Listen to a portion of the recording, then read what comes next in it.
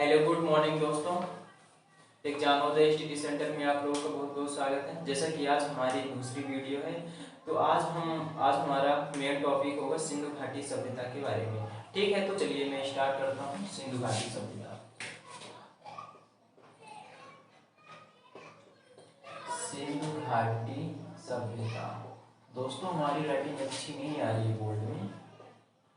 सिंधु घाटी सभ्यता, ठीक है। तथा इसकी जो काल अवधि थी ये 2500 ईसा पूर्व से 2500 ईसा पूर्व से 1800 ईसा पूर्व तक, ठीक है। यह सिंधु घाटी सभ्यता आदि ऐतिहासिक काल से संबंधित थी तथा यह मिस्र सुमेरियन सभ्यता की समकालीन थी। ठीक है, आशा है आप लोग समझ रहे होंगे। तथा जो सिंधु घाटी सभ्यता का सर्वेक्षण कनिंघम जी ने किया था तथा इसकी आकृति क्या थी, त्रिभुजाकार की। तो देखेंगे कि सर्वेक्षण कनिंघम किए थे,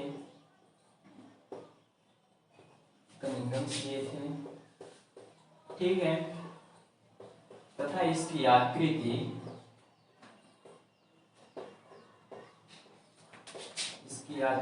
त्रिभुजाकार थी,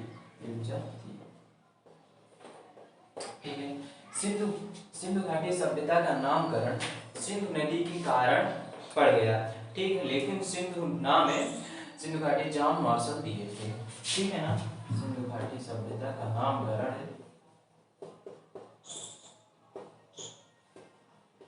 सिंधु सभ्यता घाटी का नामकरण जॉन मार्शल किए थे,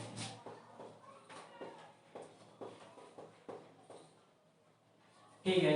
तथा इसकी खुदाई करने का काम दयाराम साहनी थे, ठीक है। क्योंकि सिंधु सभ्यता घाटी क्या है कि एक बहुत बड़ी सभ्यता थी, इसका बहुत बड़ा क्षेत्र था, ठीक है। तो उसमें छोटे छोटे क्या है कि शहर निकले हैं, तो खुदाई करने का काम क्या है दयाराम साहनी जी ने करवाया था।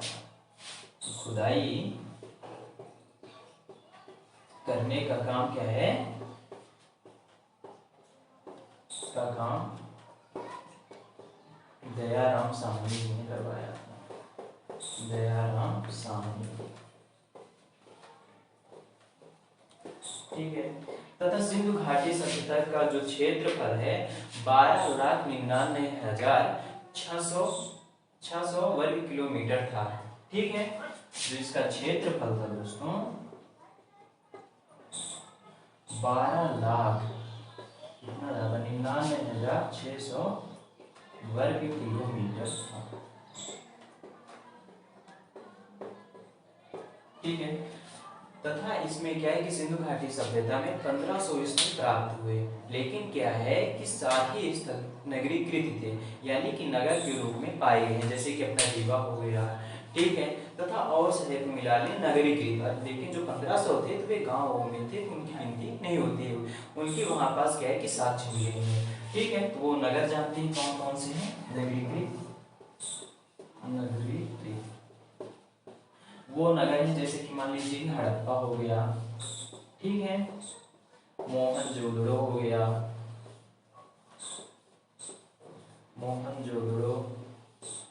एक हो गया चंकुदड़ो,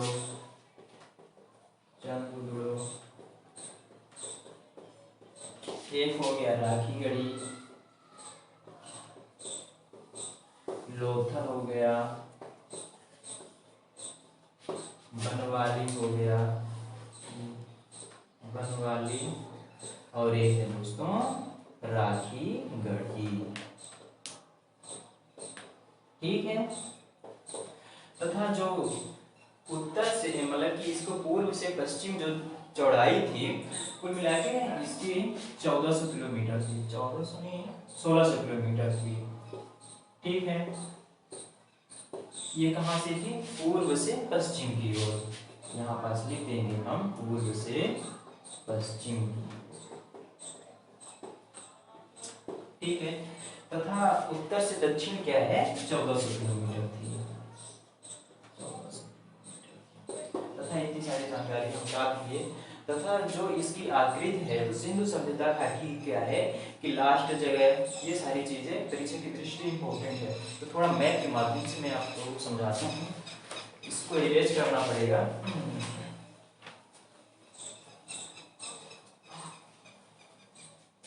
तो सबसे पहले हम भारत का नक्शा बनाएंगे।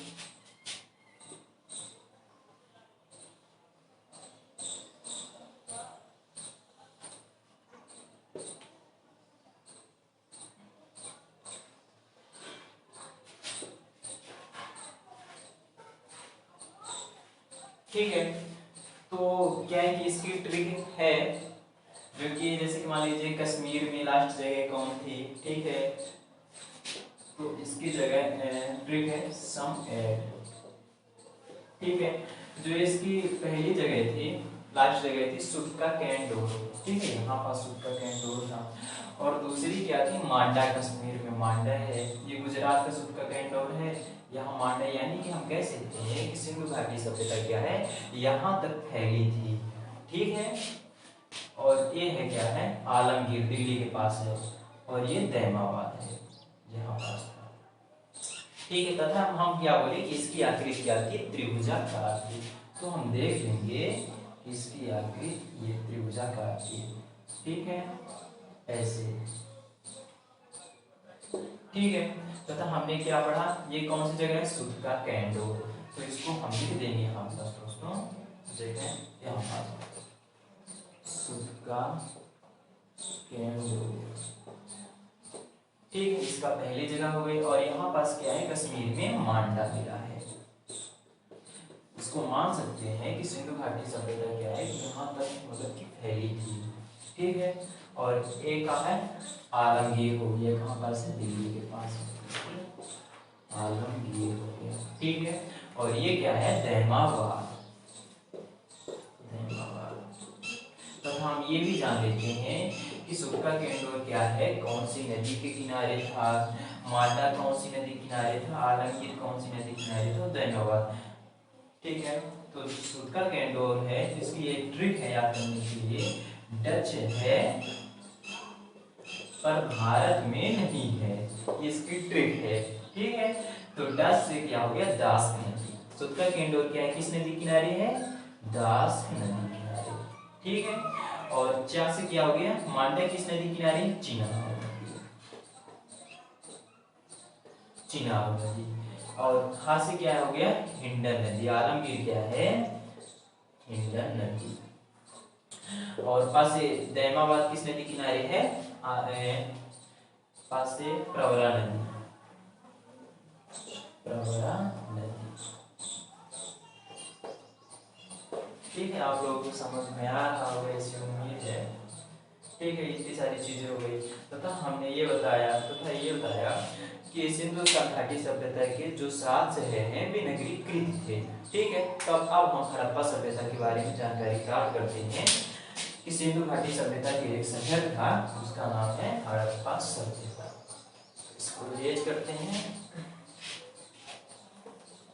ठीक है, तो ये क्या हो गया, सिंधु घाटी सभ्यता का हड़प्पा सभ्यता। क्योंकि सिंधु घाटी सभ्यता में खुदाई करते समय ये शहर क्या है, जिसके साक्ष्य मिले हैं, तो इसकी खुदाई दयाराम साहनी जी ने करवाया था। दयाराम साहनी जी ने करवाया था। ठीक है, ये कहाँ है, पाकिस्तान के माउंट गोमरी जिले में स्थित है। ठीक है, ये परीक्षा की दृष्टि से इंपॉर्टेंट है, पाकिस्तान के माउंट गोमरी जिले में स्थित है। ठीक है, और ये कौन सी नदी किनारे है, रावी नदी के किनारे, रावी नदी के किनारे स्थित है। और इसकी खुदाई दयाराम साहनी जी ने 1921 में कराई थी, ये भी इम्पोर्टेंट है। तथा जब इसकी खुदाई करवाए तो यहाँ पास इनके हड़प्पा सभ्यता के कुछ साक्ष्य मिले हैं। ठीक है, तो वो साक्ष्य को जान लेते हैं। सबसे पहले हड़प्पा सभ्यता में क्या है, श्रमिक आवास मिला। ठीक है, श्रमिक आवास, यानी कि रहने के लिए इनके पास क्या था, घर था। तथा क्या है कि सिंधु घाटी सभ्यता में व्यापार भी चल रहा था। श्रमिक आवास हो गया, और क्या हो गया, खाने पीने के लिए अन्नागार था, अन्नागार। और जैसे कि ये पूजा वूजा करते थे तो मिली थी मातृ देवी की मूर्ति भी मिली थी, मातृ देवी की मूर्ति। ठीक है, जैसा कि हमने देखा यहाँ पास क्या मिला साक्ष्य, मातृ देवी की मूर्ति, मातृ देवी की मूर्ति, ऐसा हम कह सकते हैं मूर्ति कि यहाँ से क्या है कि पूजा पाठ प्रारंभ हो गई थी मूर्ति, क्योंकि यहाँ पास मातृ देवी की मूर्ति, पशुपातनाथ मंदिर, ये सारी चीजें इनके साक्ष्य मिली हैं।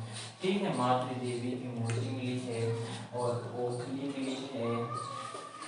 ठीक है, और कब्रिस्तान मिला है, उसका नाम है RH-37 कब्रिस्तान। ठीक है, तथा कुम्हार का चाप भी मिला है साक्ष्य में, कुम्हार का साक्ष्य।